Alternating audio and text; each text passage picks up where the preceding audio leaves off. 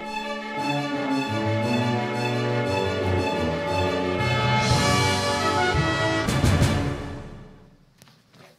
right, we look at something in Baptist history. When I was just got out of college, I had the privilege to live in Virginia, and I met a pastor there.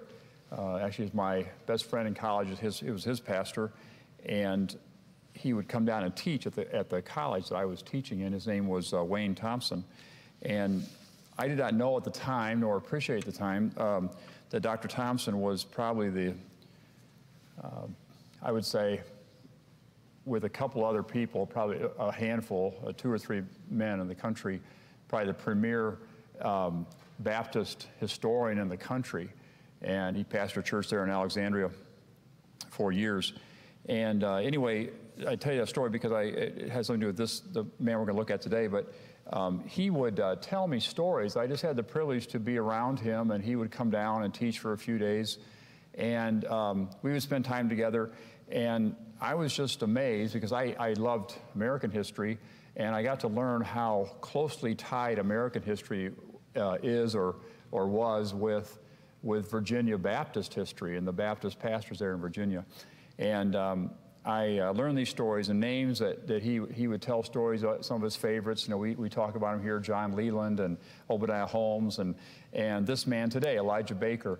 And Dr. Thompson would always say he thought that Elijah Baker is not known by most people, but should really be a name that Baptists hold up as a great hero of the faith. And so we'll just learn a little bit about Elijah Baker this morning, just giving you some background on his importance. But Elijah Baker is surely an outstanding pioneer of the faith, born in 1742 in Virginia.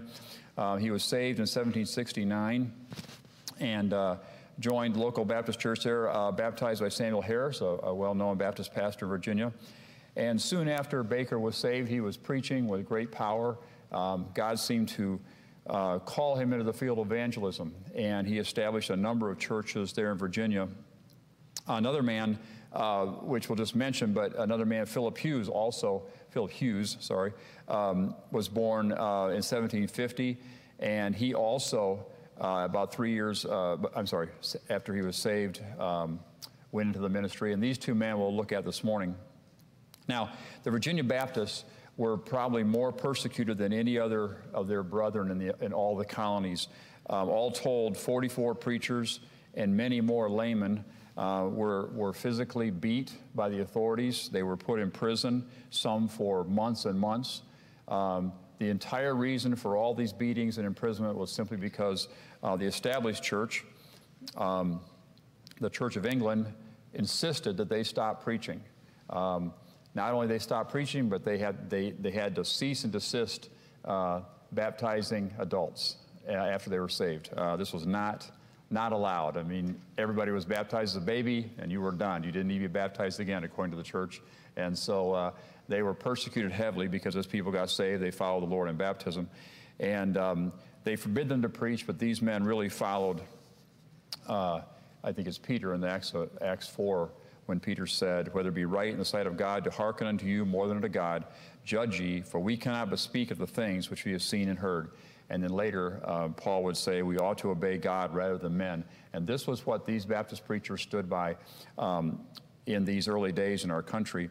And so Elijah Baker seemed to have escaped the imprisonment for a long time, but he was so visible and his ministry was so fruitful that he couldn't escape attention forever. And he was imprisoned, I believe, in 1778 for 56 days. It's kind of interesting that he's imprisoned during the Revolutionary War when we were fighting for religious freedom and for these civil freedoms and political freedoms. It's kind of interesting to me that he was imprisoned for refusing to for having religious freedom or trying to have religious freedom, and he decided he'd rather go to jail than surrender his liberty of conscience, and he wanted to preach the Word of God. And so there he was for almost 2 months in prison. And you know, many times the Lord overrules when we have adversity and trials. And Elijah Baker was allowed to preach from the prison. And we've talked about these pastors that did this. And they would preach through the jail cells, and people would gather outside. Many times the authorities would build walls so they couldn't be seen, but their voices could be heard, and people would still gather outside. Hundreds of people would gather outside. Many of them, if their pastor was in jail, the entire church would come to the jail for the services, twice on Sunday and all during the week, and let their pastor preach to them. Well, this did not go well with the authorities. He was, sometimes chained in his cell so that he couldn't preach. But one time he had a man who heard him preach while he was preaching there from the jail. His name was Thomas Batson. He was an attorney. He was a lawyer, and he lived in Delaware. And he invited Baker to come stay with him and to help them in their church up in Delaware. Of course, Baker couldn't. He wasn't at liberty to go anywhere at that point. But anyway, his biographer says that the Virginian authorities, the prison authorities, finally got weary of Baker, of his preaching. He was very obnoxious to them, and so they took him out of jail. They put him on board a privateer in order to silence him, and they told the privateer, take this man anywhere. You can drop him anywhere, but just not in America. And so they did. They sailed for a while. They finally came into a harbor. They put him on another ship. But on that ship, it was as if the wind kept blowing into the harbor. The ship couldn't leave the harbor. And the men on the ship actually thought it's probably because we're holding this Elijah Baker. This is God. This is God keeping our ship in the harbor. So they put him on another ship. That ship sailed. They put him on a fourth ship. And finally, that fourth ship, again, they're sailing around trying to find a place to dump this pastor, this evangelist. And they finally dumped him out on actually, it was still American soil. But when Elijah Baker discovered, when he realized where he was actually in Delaware. And I thought that was interesting. So he made his way to this Squire Batson's home. And from there, he based out and began working through that church and starting churches. For the next couple of years, he evangelized, he preached all over the place. He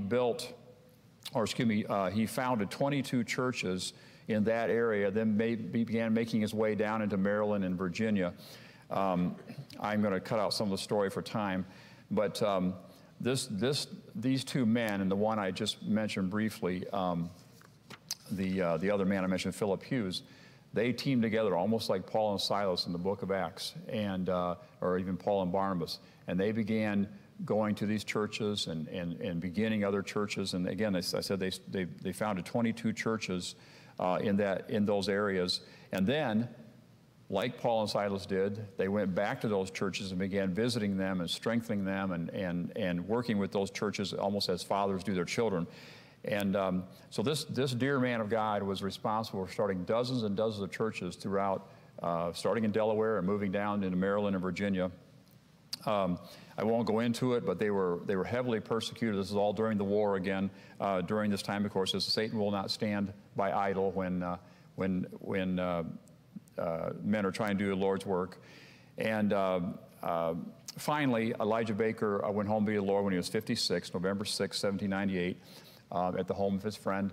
And I just want to tell you that story because it's a dear man of God that we really don't know his name, Elijah Baker, but certainly is responsible for hundreds, maybe thousands of people being saved, certainly dozens and dozens of churches being started through that area.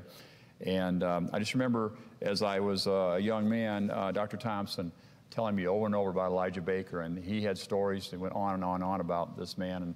And I had never heard of him, but then when I begin to read Baptist history, I find him all through the annals of early American history. And so I want to thank the Lord this morning for Elijah Baker and even Philip Hughes, these men who God used in a great way in Delaware and Maryland and Virginia.